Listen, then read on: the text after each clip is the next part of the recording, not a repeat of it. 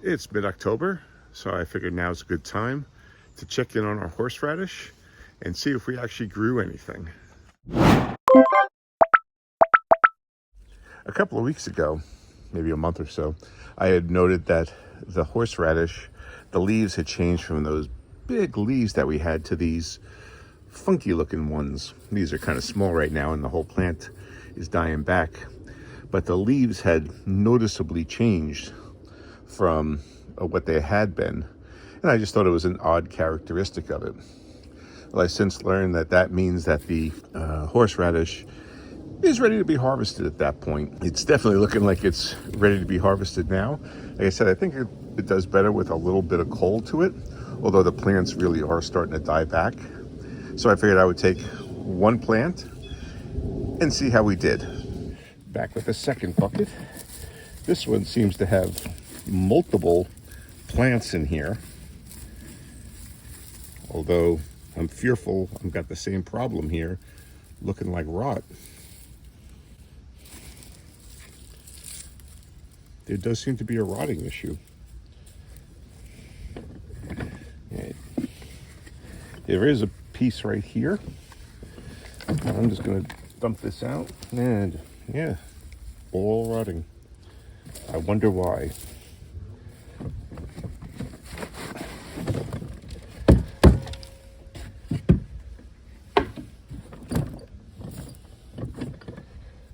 But again, really big earthworms. Well, the earthworms seem to like the horseradish.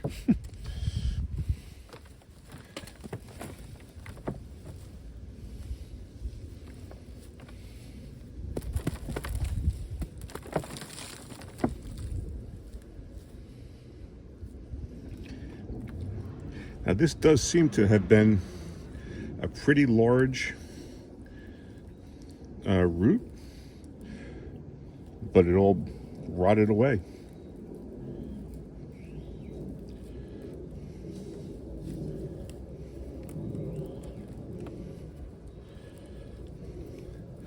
And you can see this is actually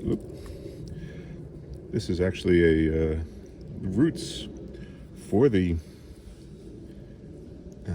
horseradish, but it's rotted. A lot of small roots growing out of it. I should go fishing. Maybe I'll have better luck. All right, may as well go get the third one. Now I should note that all these buckets have drainage holes in the bottom, so it's not like the water can't escape, and the horseradish roots were waterlogged in there. They were also sitting up off the ground. I had a couple of planks of wood underneath, just because I was worried about the roots going down through these holes and making contact with the soil and then growing into the soil, and then I would be stuck with horseradish in that spot. Obviously that's not going to be a problem, but it shouldn't be that they rotted because there was just too much water in the soil that it couldn't escape. Now I'm just going to dump this one over, see what we got. More giant worms, okay.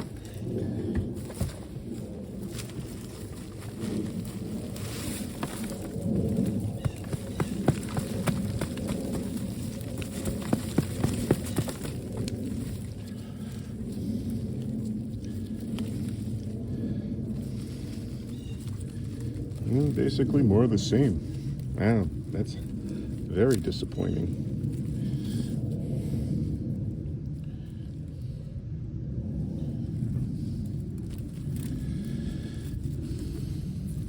Well, I'm at a loss to explain what happened and why they're like this. I'm going to try again next year, and what I'm going to do is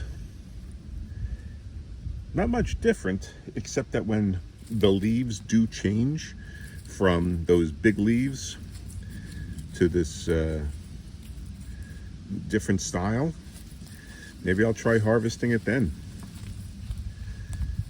And maybe if someone who's grown who's successfully grown horseradish in buckets can weigh in and let me know why we've had doesn't even smell like horseradish.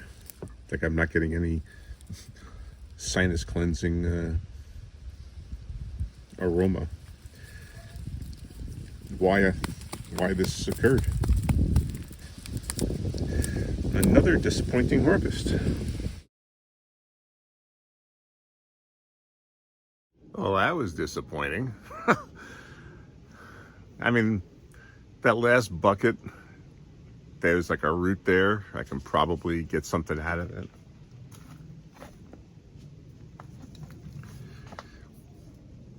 It's not particularly pungent.